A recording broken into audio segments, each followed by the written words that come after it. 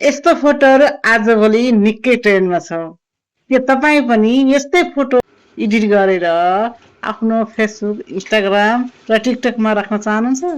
यदि चाहनुहुन्छ भने आउनुहोस्, म तपाईँलाई आज यसरी फोटो कसरी एडिट गर्ने भनेर सिकाउन गइरहेकी छु। आउनुहोस्, म तपाईँलाई मोबाइल स्क्रिनतिर लैजान्छु। आउनुहोस् मोबाइल स्क्रिनतिर। म जान्छु इन्सर्ट एपमा अनि चाहिँ फोटो एडिटमा जान्छु र न्यू ट्याब गर्छु। त्यसमा जान्छु, मैले एउटा फोटो सिलेक्ट गर्छु जसमा मैले दुईजना भएको फोटो लिएको छु। यसमा मैले इरेज कसरी गर्ने अर्को फोटो भनेर पनि सिकाउने छु। आउनुहोस्, अब जान्छौँ हामी चाहिँ कटआउटमा।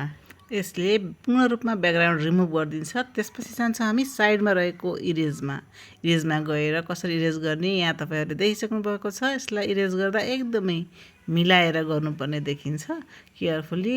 यसरी इरेज गर्दा अलिकति आफूले लिन चाहेको फोटोको भाग पनि केही हट्न सक्छ, त्यसैले क्लियर कट गर्नुहोला। र तपाईँले यसरी इरेज गरिसकेपछि यो फोटो तपाईँलाई पर्फेक्ट लाग्यो भने यसलाई यहाँ राइटमा क्लिक गरेर सेभ गर्नुहोस्। अब तपाईँलाई यो फोटो यत्तिकै पर्फेक्ट लाग्यो भने ठिक छ, होइन भने यो फोटोलाई रोटेट गर्न चाहनुहुन्छ भने रोटेटमा जानुहोस् र यसलाई कतातिर फर्काउने एरोलाई त्यतैतिर गराइदिनुहोस्। अनि हेर्नुहोस्, यतातिरको फोटो अब यतातिर फर्कियो। अहिले लुक पनि अलिकति बेटर जस्तो लाग्यो होइन। अब यसलाई राइट गरेर एक्सपोर्ट गरिदिनुहोस्। एक्सपोर्ट गरिसकेपछि यो ग्यालरीमा गएर बस्छ। त्यस पछाडि यो न्यू क्रिएटलाई टच गरिदिनुहोस्। अब बल्ल तपाईँको मेन काम सुरु हुन्छ। अब यसमा एउटा फ्रेम लिनुहोस्। यस्ता फ्रेमहरू चाहिँ तपाईँले गुगल अथवा पिन्सर्टबाट चाहिँ डाउनलोड गर्न सक्नुहुन्छ। र अनि तपाईँ फेरि पिआइपी गरिदिनुहोस् र अघि तपाईँले सेभ गरेको फोटोलाई टच गरेर लिएर आउनुहोस्। अब तपाईँले यसलाई आफ्नो साइज मिलाइदिनुहोस्। अनि तपाईँ ब्लेन्डमा जानुहोस्। ब्लेन्डमा गइसकेपछि त्यसलाई हल्का ब्लेन्ड गरिदिनुहोस्। त्यो मधुरो हुन्छ। हेर्नुहोस् त, तपाईँले एडजस्ट गर्दा ब्लेन्डमा गइसकेपछि ब्लेन्ड कति ब्लेन्ड गर्ने, कति मधुरो बनाउने भन्ने कुरा चाहिँ त्यसलाई चाहिँ एडजस्ट गर्न सक्नुहुन्छ। तपाईँलाई जस्तो राख्न मन लाग्छ र त्यसको लोकेसन जस्तो राख्न मन लाग्छ त्यस्तै राख्न सक्नुहुन्छ है। अब तपाईँ यसलाई राइट गरेर मास्कमा जानुहोस्।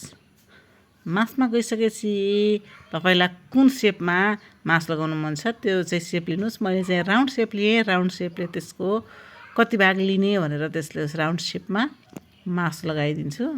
तपाईँले चाहिँ आफ्नो अनि यो कालो कालो डल्लोलाई अलिकति छाया दिनको लागि माथि माथि सार्नुहुन्छ। तपाईँले यताउता सार्न सक्नुहुन्छ। कालो डल्लोले त्यसको छायाहरू मिलाउने गर्छ।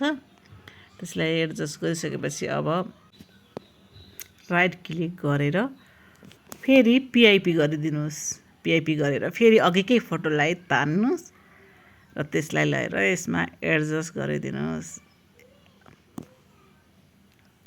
यहाँ चाहिँ साइजहरू मिलाउनु पर्छ र फेरि मास्कमा जानु र फेरि गोलो लगाउनु। तपाईँलाई मन परेको सेप लगाउन सक्नुहुन्छ। म चाहिँ गोलो लगाउने गरिरहेको छु र यसलाई मैले मास्कमा कति साइजमा मास्क लगाउने भनेर यताउता ओह्राले सारेर मिलाउन थालेको छु र मैले तलबाट हल्का स्याडो पनि दिइरहेको छु त्यो डल्लो लगाएर। र यसलाई कत्रो साइजमा फोटो राख्ने अगाडि भनेर त्यसको साइज मिलाइदिनुहोस्।